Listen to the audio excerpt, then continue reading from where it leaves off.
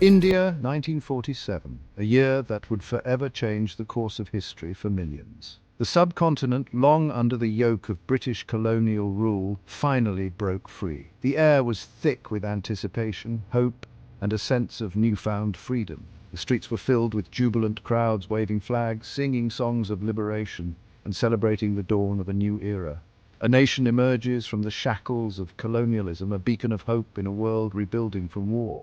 The scars of World War II were still fresh, and the world was in a state of flux. Amidst this global upheaval, India stood tall, choosing a path of democracy. It was a bold decision, a commitment to the principles of freedom, equality, and justice. We chose democracy, not because it was easy, but because it was right. We chose a future where every citizen had a voice. It wasn't easy. The challenges were immense. The country was vast, with a population that was incredibly diverse. There were hundreds of languages spoken, numerous religions practiced, and a myriad of cultures coexisting. Yet we believed in the power of democracy. We believed that every individual, regardless of their background, had the right to be heard, to participate in the shaping of our nation's destiny. We were a nation diverse in language, religion, and culture. Our festivals, our traditions, our way of life, all were a testament to this rich tapestry of diversity.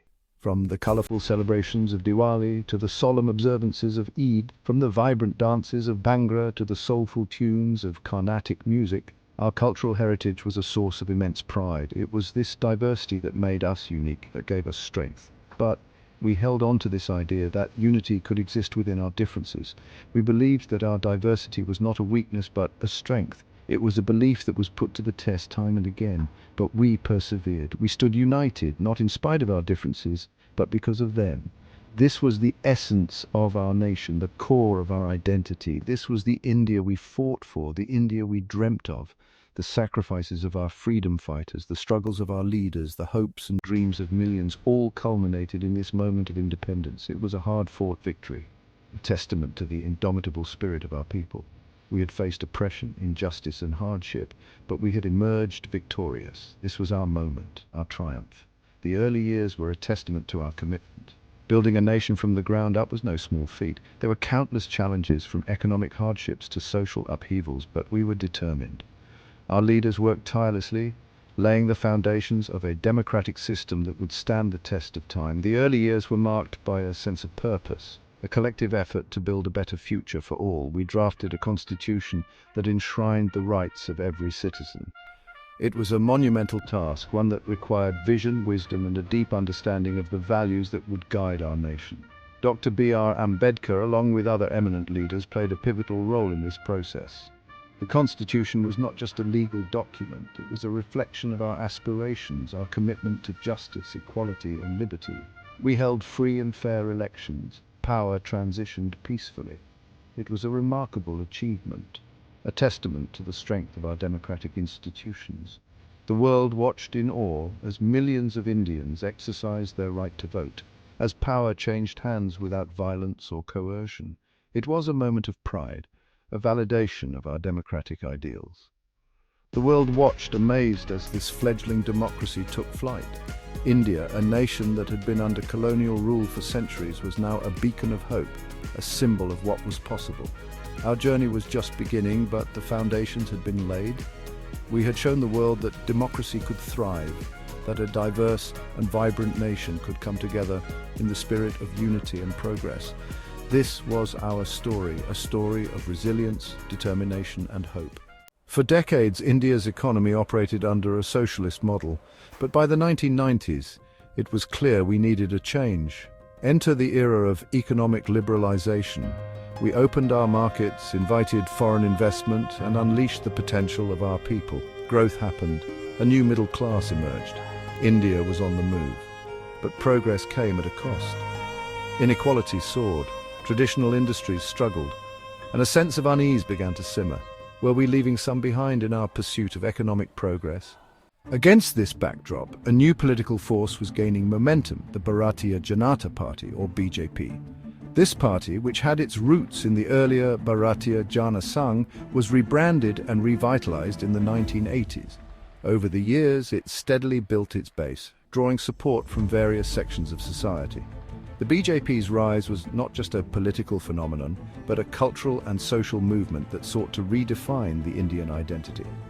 Rooted in Hindu nationalism, the BJP offered a vision of India that resonated with many, a strong, proud, and unapologetically Hindu nation. This vision was encapsulated in the idea of Hindutva, a term that goes beyond religion to encompass a cultural and national identity. The BJP's message was clear: India should reclaim its ancient heritage and assert its place in the world with confidence. This resonated deeply with a populace that felt marginalized and overlooked by the previous governments.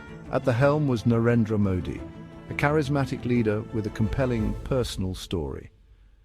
Born into a humble family in Gujarat, Modi's rise to power was nothing short of remarkable. His journey from a tea seller to the Chief Minister of Gujarat and eventually to the Prime Minister of India was a testament to his determination and political acumen. Modi's leadership style was marked by his ability to connect with the masses, his oratory skills, and his vision for a new India. Modi promised development, jobs, and a return to India's glorious past. His campaign was built on the promise of Akhi Din, or good days, a slogan that captured the imagination of millions. He spoke of economic reforms, infrastructure development, and a corruption-free government. Modi's vision was not just about economic growth, but also about cultural revival. He emphasized the need to preserve India's rich heritage while embracing modernity. In 2014, he led the BJP to a landslide victory, becoming India's Prime Minister. This victory was a turning point in Indian politics. It marked the end of the dominance of the Indian National Congress and the beginning of a new era. The BJP's victory was not just a political win, but a cultural shift. It signaled the rise of a new India, confident in its identity and ready to take on the world. A new chapter in India's story had begun. The BJP's rise to power was a reflection of the changing aspirations of the Indian people. It was a movement that sought to redefine what it meant to be Indian. Under Modi's leadership, India embarked on a journey of transformation. The government launched several initiatives aimed at boosting the economy, improving infrastructure, and enhancing the quality of life for its citizens. Programs like Make in India, Digital India, and Swachh Bharat were introduced to drive growth and development. The impact of these initiatives was visible across the country. New highways and infrastructure projects transformed the landscape, while digital initiatives brought technology to the fingertips of millions. The Swachh Bharat campaign, aimed at cleanliness and sanitation, became a nationwide movement. The BJP's vision of a strong and prosperous India was taking shape, and the saffron tide continued to rise, shaping the future of the nation. Modi's tenure has been defined by a centralizing style of governance. Power is concentrated in the Prime Minister's office. Dissent is met with swift and often harsh measures. Critics argue that this approach stifles debate and undermines democratic institutions. The ghost of Indira Gandhi's emergency looms large. In 1975, facing political turmoil, Gandhi suspended civil liberties and ruled by decree. It was a dark chapter in India's democratic history. Are we seeing a repeat? Section 5. The shifting sands of Indian democracy. Concerns about India's democratic backsliding are mounting. The BJP's dominance in parliament has allowed them to push through controversial legislation with little opposition. The Election Commission, once a symbol of impartiality, has faced accusations of bias. Opposition parties allege harassment and intimidation, and the judiciary, while still independent, is under increasing pressure. The space for dissent is shrinking. Section 6. A muzzled watchdog, media freedom under threat. A free and independent media is the cornerstone of any democracy. It holds power to account and gives voice to the voiceless. But in Modi's India, the media is facing unprecedented pressure. Critical journalists are targeted, harassed, and even killed. Media houses are being bought by corporations with close ties to the government. Self-censorship is on the rise. The narrative is increasingly controlled. The watchdog is being muzzled. Section 7. The global backslide India in a world of waning democracy. India's story is not unique. In fact, it is part of a larger, troubling trend that is sweeping across the globe. Around the world, democracy is in retreat. From Hungary to Brazil, nations that once prided themselves on democratic values are now grappling with the rise of authoritarianism.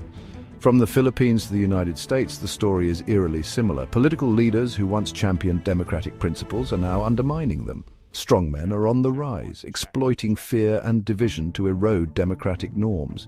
These leaders often use populist rhetoric to gain support, promising to be the voice of the people while simultaneously dismantling the very institutions that protect their freedoms.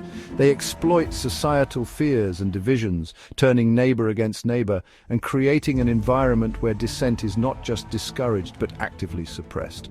The reasons for this global democratic backslide are complex and multifaceted. Economic inequality has left many feeling disenfranchised and desperate for change. Social media has become a double-edged sword, spreading both information and disinformation at unprecedented speeds. This has led to a widespread sense of disillusionment with the status quo. People are losing faith in traditional political systems and are increasingly turning to more extreme alternatives. But the consequences of this trend are clear and alarming. The erosion of rights, the silencing of dissent, and the rise of authoritarianism are not just abstract concepts, they have real, tangible impacts on people's lives. In many countries, citizens now live under constant surveillance, their every move monitored by the state. Military presence in the streets has become a common sight, and the once vibrant public discourse has been stifled. It's important to remember that democracy is not just a system of government, it's a way of life. It represents the collective aspirations of people to live in freedom and dignity. The fight for democracy has been long and arduous, marked by countless sacrifices and hard-won victories. Yet, despite the current challenges, there is hope. Around the world, people are standing up for their rights, participating in grassroots movements, and demanding accountability from their leaders. The act of voting, community meetings, and peaceful protests are powerful tools in the fight to reclaim democratic values. International cooperation is also crucial. Democracies must support each other, sharing strategies and resources to combat the rise of authoritarianism. Global leaders need to come together to reaffirm their commitment to democratic principles and work collectively to address the root causes of democratic decline. Education plays a vital role in this struggle. By educating citizens about their rights and the importance of democratic participation, we can build a more informed and resilient populace. Schools, universities, and community organizations must prioritize civic education to empower the next generation of democratic leaders. Technology, while a source of disinformation, can also be a powerful tool for activism. Social media platforms, when used responsibly, can amplify voices that might otherwise go unheard. Technological innovation can help create new avenues for civic engagement and hold leaders accountable. The road ahead is undoubtedly challenging, but the spirit of democracy is resilient. Peaceful protests, community organizing, and international solidarity can turn the tide. The fight for democracy is far from over, and every action, no matter how small, contributes to the larger struggle. In the end, the story of democracy is a story of hope. It's a story of people coming together to build a better future, not just for themselves, but for generations to come. As we navigate these turbulent times, let us remember that the power to shape our destiny lies in our hands. Together, we can create a world where democracy thrives, where every voice is heard, and where the principles of freedom, equality, and justice are upheld. The journey is long, but the destination is worth every step. Section 8, by the numbers, economic progress and democratic decline, India's economic engine continues to hum. We are a global power, a technological hub, and a force to be reckoned with on the world stage. But our democratic credentials are taking a hit. Our ranking on the Press Freedom Index has plummeted. Civil liberties are being curtailed, and the space for dissent is shrinking. Can economic progress compensate for the erosion of our democratic values? Section 9, the verdict, is India still a democracy? So is India still a democracy? The answer is complicated. We still hold elections, our constitution remains in force, but the warning signs are flashing red. The erosion of democratic institutions, the suppression of dissent, and the control of the media are all hallmarks of authoritarianism. The question is, will we heed the warning signs before it's too late? Section 10, a call to action safeguarding India's democratic soul.